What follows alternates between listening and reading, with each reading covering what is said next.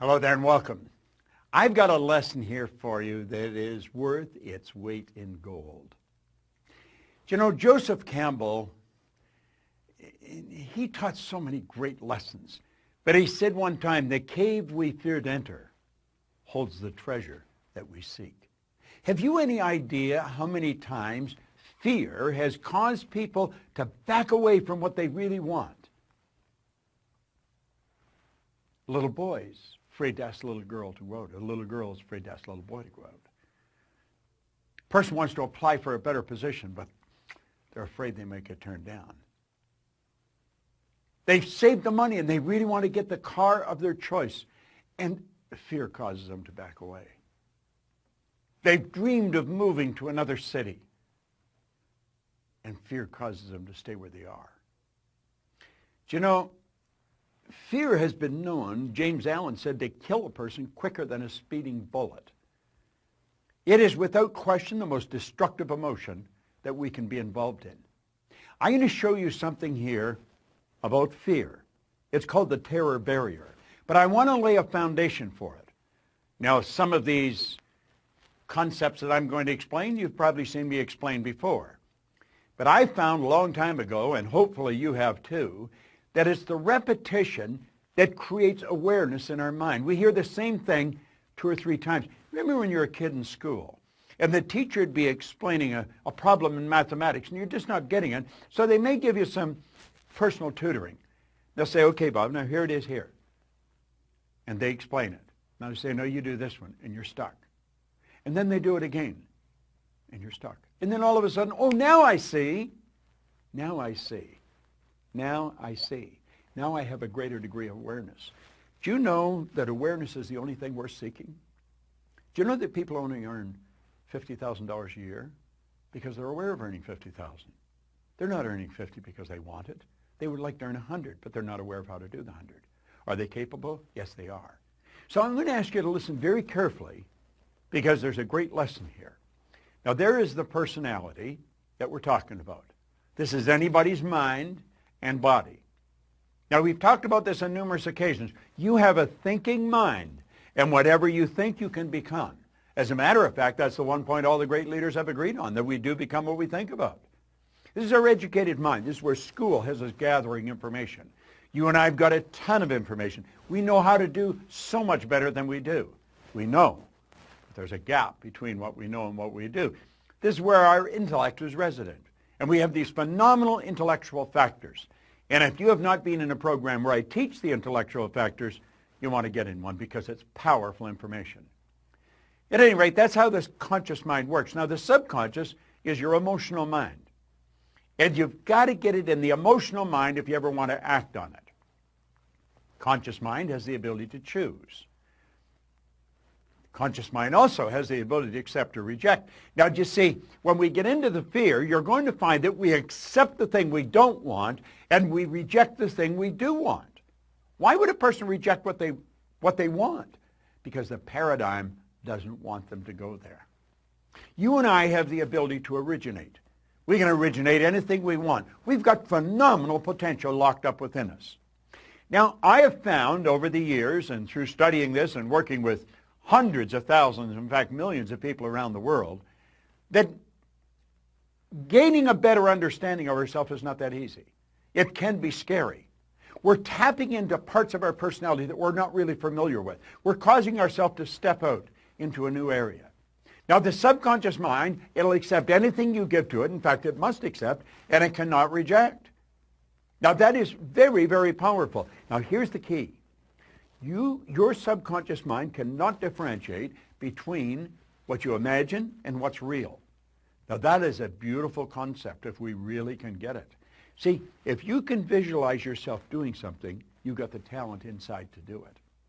Now, why don't we do it? We've got all this information. Well, let's take a look. Here we are here as an infant. Is this the way we are? No, not really. This is how we are as an infant. See, the conscious faculties have not developed. You've just got a brand new little baby. I was just looking at a picture of a beautiful little baby, Veronica and Arash, a couple who work for us, and I was looking at the baby, so cute. And that baby is just like this right now. That baby will accept anything that's given to it.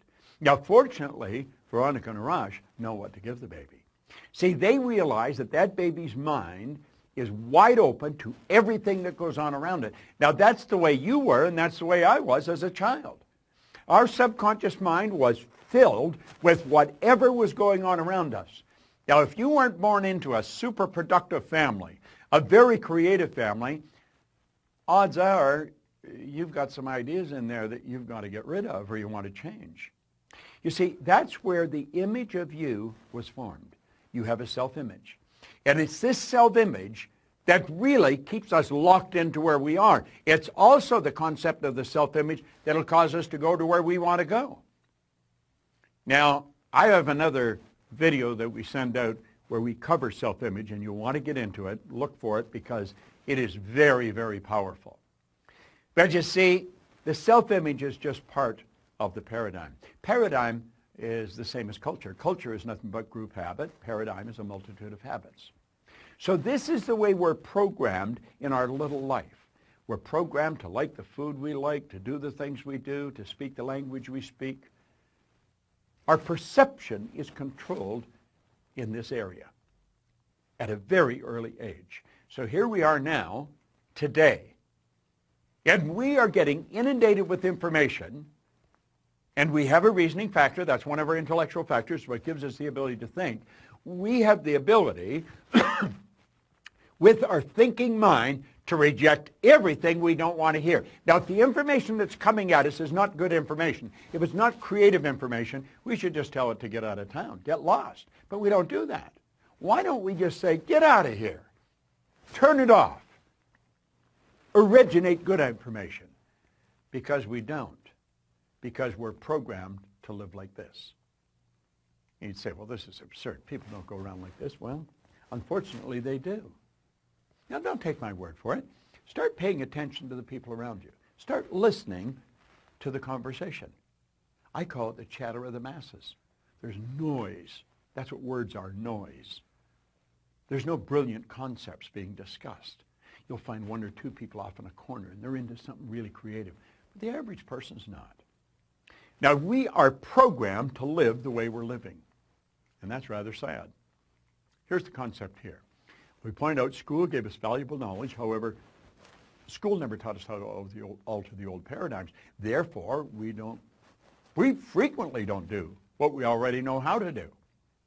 Now, I've talked about this on many occasions. You're going to find people with superior knowledge. They may graduate right at the top of their class, and they may ace all of their exams. They are smart. They've got degrees coming off the end of their yin-yang. I mean, they are brilliant people. But their results, they're not a reflection of how smart they are.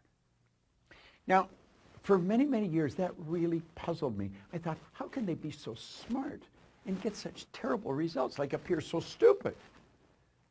Well, it wasn't stupid, it wasn't smart, it was paradigms.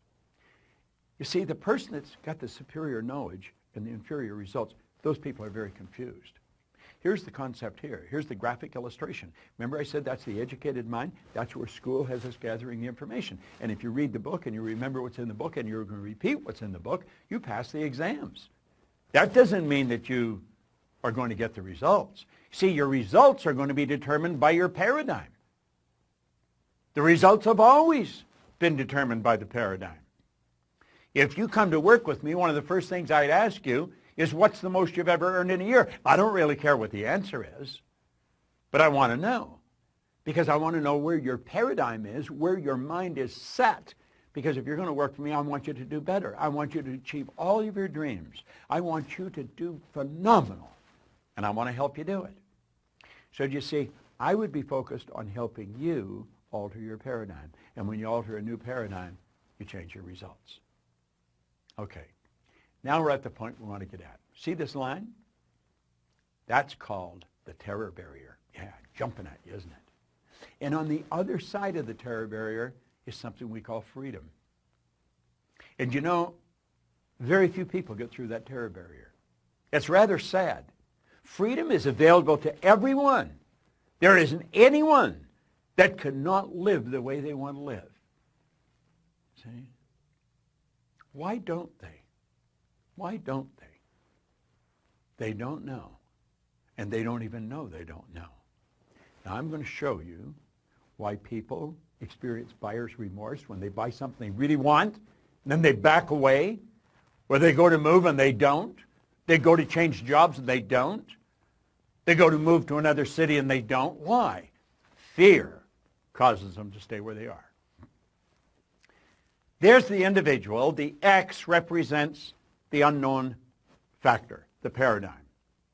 Now, there's a power flowing into this individual's mind, and they can make anything out of it they want. Remember we said we had the ability to choose? What do they choose? They choose thoughts that are in harmony with the paradigm. Now, here's an important point. The paradigm controls the vibration of this thing we call our body.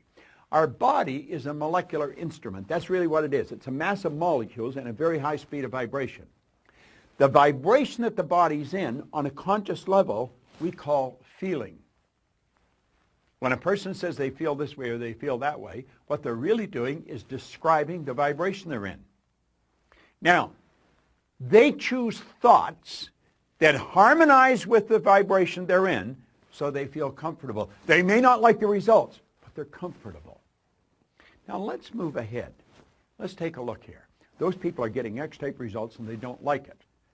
Do you know what the problem with them? They're in bondage. These people are locked up. Do you know, paradigm is like keeping a person in a prison, only there's no locks on the door. They can open the prison and walk out into freedom anytime they want, and they don't. They keep getting the same results over and over and over again. They're in bondage. Now, let's go ahead. Here's the same person. X-type conditioning, X-type vibration. The power's flowing into them. And for some strange reason from left field, boom, in comes a Y-type idea. What is a Y-type idea? The Y-type idea represents anything that you might want to do that you're not doing. It might be move to another city, change jobs, sell the house, buy the farm, whatever it may be. Ask the little girl for the date. Ask the guy to go to lunch. Go make the sale. Buy what you want. Go where you want to go. That's the Y idea. But as long as the Y idea is just in the conscious mind, it's just going to be an intellectual exercise. It's never going to happen. So how do we make it happen? Well, that's when everything goes haywire. Here we are here, same person, okay? The power flows in. And what do? They got the Y-type idea. Now, for some strange reason, they know that they've got to get emotionally involved if they're going to act on that idea. They don't understand what's going to happen, but clearly understand this. Your central nervous system is the most complex electrical system in the universe. The central nervous system is mind-boggling. It would make the electrical system in a supercomputer look like a toy. Now, the second you take the idea from your intellect and impress it upon the subjective mind, that's when all hell breaks loose. Because the body moves in to an XY vibration. It's not in the X vibration, not the one that we're comfortable with. May not like the results, but we're comfortable. No, on a conscious level, everything's going crazy. On a conscious level, we experience doubt. The doubt turns into an emotion called fear, and that fear is expressed through the body as anxiety. See, that person is getting emotionally involved to move ahead. Do you know what happens? They hit that terror barrier, and they bounce off it and right back into bondage. And they're so relieved to get back there. They're back where they're comfortable. They've canceled the sale. They've decided not to move. They're going to stay in the job that they don't like. At least they're comfortable. Now, that's not a very good way to live. And you know something? That's something everybody experiences if they're going to grow. You're going to hit that terror barrier. See, the terror barrier is going beyond where you're at, going to a new level. I'm going to tell you something.